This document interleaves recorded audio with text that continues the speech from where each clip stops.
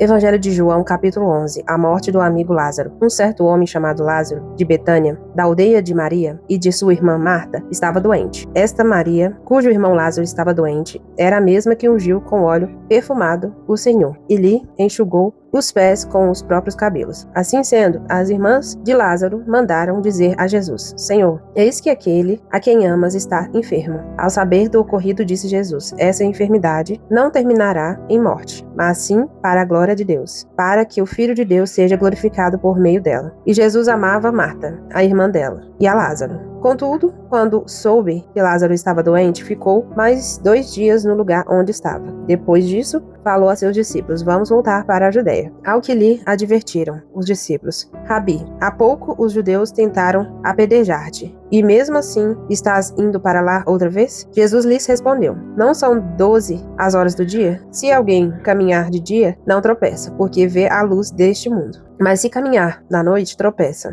porque a luz não está nele. Tendo dito essas palavras, prosseguiu explicando-lhes: nosso amigo Lázaro dorme, mas eu vou até lá para despertá-lo. Então seus discípulos lhe disseram: Senhor, se ele está dormindo, vai ficar melhor. Entretanto, Jesus lhes havia falado da morte de Lázaro. Mas os discípulos pensaram que Jesus estivesse se referindo ao repouso do sono. Ao que Jesus lhes disse claramente: Lázaro morreu. E para o vosso bem, estou alegre por não ter estado lá, para que agora possais crer. Sendo assim, vamos ter com ele. Então Tomé, chamado Dídimo, disse aos seus companheiros discípulos: vamos também nós para morrermos com ele. Eu sou a ressurreição e a vida. Ao chegar, encontrou Lázaro já sepultado havia 4 dias. Ora, Betânia ficava próxima de Jerusalém, cerca de 15 estádios. E muitos dentre os judeus tinham vindo juntar-se ao grupo de mulheres que procuravam confortar Marta e Maria pela morte do irmão. Assim que Marta ouviu que Jesus estava a caminho, saiu ao seu encontro. Maria, no entanto, ficou sentada em casa. Disse Marta a Jesus: Senhor, se estivesses aqui, meu irmão não teria morrido. Mas sei que, mesmo agora, seja o que for que pedires a Deus, ele te dará. Jesus então assegurou-lhe: o teu irmão ressuscitará. E Marta lhe disse: eu sei que ele vai ressuscitar na ressurreição, no último dia. Esclareceu-lhe Jesus: eu sou a ressurreição e a vida. Aquele que crê em mim, mesmo que morra, viverá. E todo o que vive e crê em mim, não morrerá eternamente. Tu crês nisso? Ela lhe afirmou: sim, Senhor, eu creio que tu és o Cristo, o Filho de Deus, que devia vir ao mundo. Jesus vence a morte. Depois de dizer essas palavras, Marta seguiu seu caminho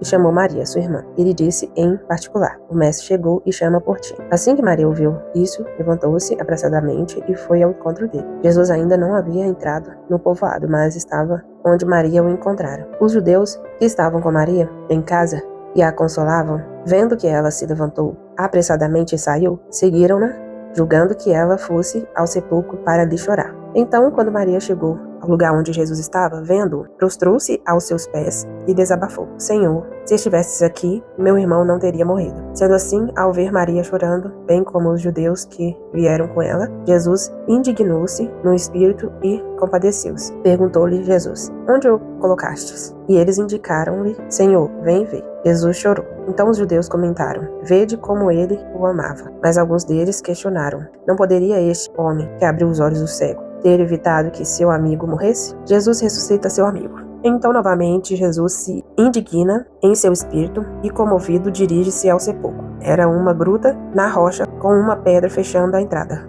Determinou Jesus: tirai a pedra. Preveniu-lhe Marta, irmã do falecido: Senhor, ele já cheira mal, pois já se passaram 4 dias. Encorajou-a Jesus: eu não te falei que, se creres, verás a glória de Deus? Então tiraram a pedra da entrada do lugar onde o homem morto estava deitado, e Jesus, levantando-se seus olhos aos céus, agradeceu: Pai, dou-lhe graças porque me ouvistes. Eu sei que sempre me ouves, mas disse isso por causa da multidão que está ao meu redor, para que creiam que tu me enviaste. E tendo dito essas palavras, clamou em voz alta: Lázaro, vem para fora. Então o homem que havia morrido saiu da gruta, tendo os pés e as mãos atados com faixas de linho, e o rosto envolvido com um pano. E Jesus orientou-os: retirai as faixas dele e deixai-o seguir.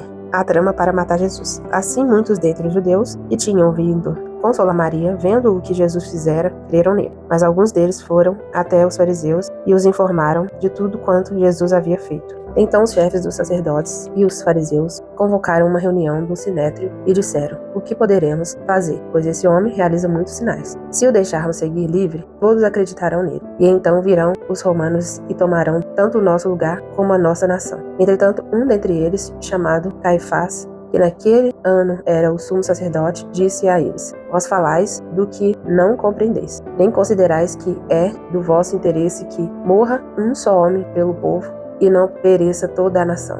Por outro lado, ele não revelou isso de si mesmo, mas, sendo o sumo sacerdote, naquele ano, profetizou que Jesus morreria pela nação judaica. E não somente por aquela nação, mas também para congregar em um só povo os filhos de Deus, que andam espalhados pelo mundo. Assim, daquele dia em diante, pactuaram em tirar a vida de Jesus. Por isso, ele já não andava livremente entre os judeus. Em vez disso, retirou-se para o interior, próximo ao deserto, chegando a uma cidade chamada Efraim, e ali permaneceu com os seus discípulos. A Páscoa dos judeus estava próxima, e muitos daquela região do interior subiram para Jerusalém, a fim de participarem das cerimônias de purificação antes da Páscoa. Então procuravam Jesus e comentavam uns com os outros dentro do templo: que pensais? Virá ele à festa? Por outro lado, os chefes dos sacerdotes e os fariseus haviam dado ordem para que, se alguém soubesse onde ele estava, o denunciasse, a fim de poderem prendê-lo.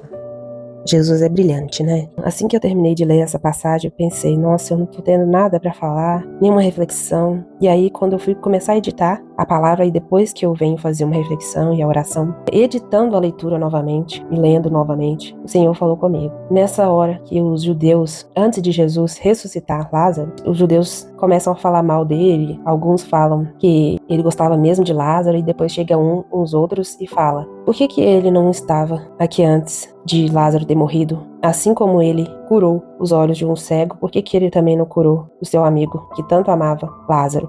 Nesse momento que eu editava, eu perguntei para Cristo assim, talvez nem foi de mim essa pergunta, mas eu perguntei a Cristo: é verdade, Jesus, por que o Senhor não estava lá antes? Por que o Senhor não evitou que esse amigo, que o Senhor amava tanto, morresse? E aí o Espírito Santo falou comigo: porque eu tinha algo muito melhor para fazer. Eu poderia ter, sim, curado ele, mas eu tinha algo muito melhor para a vida dele. E esse algo melhor envolvia que todos vissem, para que o nome de Cristo fosse glorificado. Se eu fosse curar ele, poderia ser uma cura igual à cura da sogra de Pedro. Ela foi curada da febre, logo levantou-se e ninguém viu aquilo, só aqueles que estavam ali. Mas a ressurreição de Lázaro foi para que todos vissem e glorificassem. E o que o Senhor fala conosco nesse dia, nesse devocional é: o que eu estou preparando para você é maior do que você deseja, porque o que eu tenho para sua vida é para que todos sejam testemunha e glorifiquem o nome do Senhor. Então calma, espera, vai demorar uns 4 dias, parafraseando, mas quando vier, vai ser para que todos glorifiquem o nome do Senhor. Senhor Deus querido e santo, nós te agradecemos pela tua palavra, nós te agradecemos porque o Senhor fala conosco, eu posso sentir a tua presença, eu posso sentir o Senhor, quando o Senhor revela é diferente, quando o Senhor fala conosco é diferente. Eu agradeço muito, porque nos momentos que eu mais acho que eu não sou capaz, o Senhor vem e libera algo. E eu te agradeço por isso. Que o Senhor venha alcançar as nossas vidas, que o Senhor venha alcançar as pessoas que estão ouvindo esse devocional, que essas pessoas venham ser alcançadas pela palavra do Senhor, alcançadas pela voz do Senhor. Em nome de Jesus, que não seja por mim, que não seja nunca algo por mim, mas que seja guiado pelo Espírito Santo de Deus. Eu te peço, Senhor, faz a tua obra através da minha vida, para que outras pessoas sejam abençoadas. Eu peço também para essas pessoas que estão ouvindo, que elas sejam usadas pelo Senhor, que elas também venham transmitir a glória e o poder do Senhor, que elas venham também transmitir a direção e a orientação, a palavra do Senhor. Como nós estamos estudando todos os dias a palavra do Senhor, que elas também venham transmitir essa palavra que nós todos estamos ouvindo. Em nome de Jesus, que o Senhor nos encha com a tua presença, que o Senhor transborde em nós o conhecimento, a graça e a tua presença. Em nome de Jesus. Amém.